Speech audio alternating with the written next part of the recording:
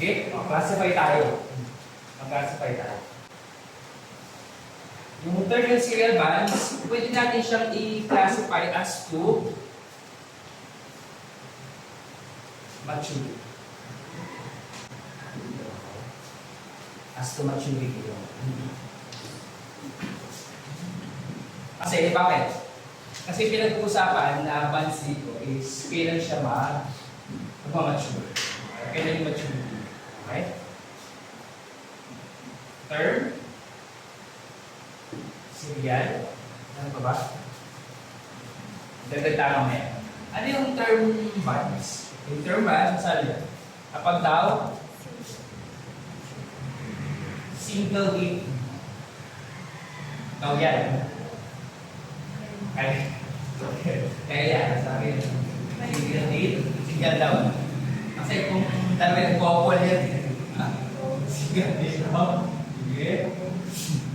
Single date of maturity. Okay? Third, isipin mo siya, ang term bands ay parang termino ng isang presidente. Okay? Ilang termino lang presidente? Isang term. Within 6 months. Okay? Kung 2016, hanggang kailan ng termino? 6 years. 6 months. Ilan? Kung 2016, 2022, matapos. Okay? Isang termino. Yung kung ipapasok mo yung konteksto, 1/3. Isang bagsakan lang. Kung 2024, baka 2028, papabayar. Okay? Kung kasama yung interest. Principal at interest. Pag serial, series. Ba? Yung mga KTV series, pinapanood mo siya lang ilang episodes, 6, 7, hanggang 16. Kaya siya serial. Dito, yung series of payment, pwede siyang annually or semi-annual. Baka 1 million per year, 500,000 semi-annual. Okay?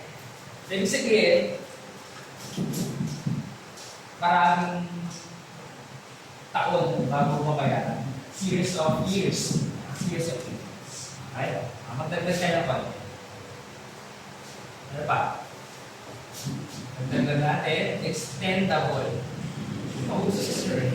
Extendable funds. Ay ka pa, may right to extend longer maturity.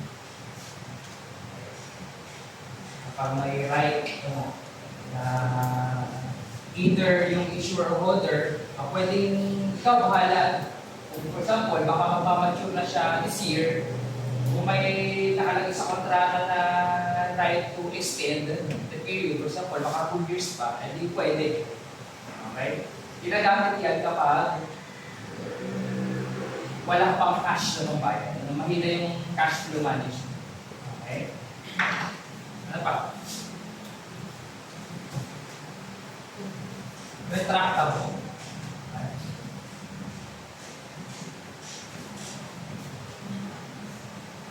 Right to advance return of principal. Isang example niyan ay Pag-ibig housing loan. Okay?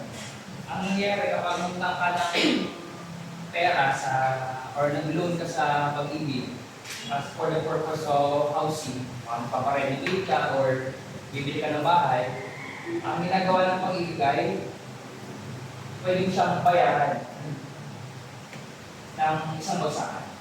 Diba kasi pag sa bangko kasi umutang, fix yun, fix ang interest, tapos fix din siyang babayaran ng payments. Wala, 8,000 per month. Sa Pag-ibig, pwede mo siyang, for example, magkapera ka ng 100,000, pwede mo siyang bayaran agad.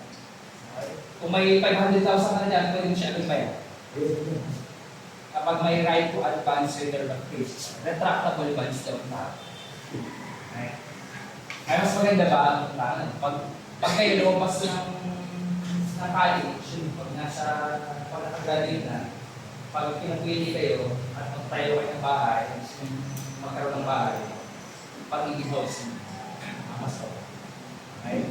Kasi yun, Pag may pera ka, pwede mo siyang bagsakan na agad. Si bangko, kung 20 years mo babayaran ng isang bahay, 20 years mo talaga siya babayaran. 20 years talaga. Sa pag-ibig, kung magkapera ka, pwede mo nang bayaran agad. Okay? Saka mas maliit ang interest ng pag-ibig. Saan ba ang interest?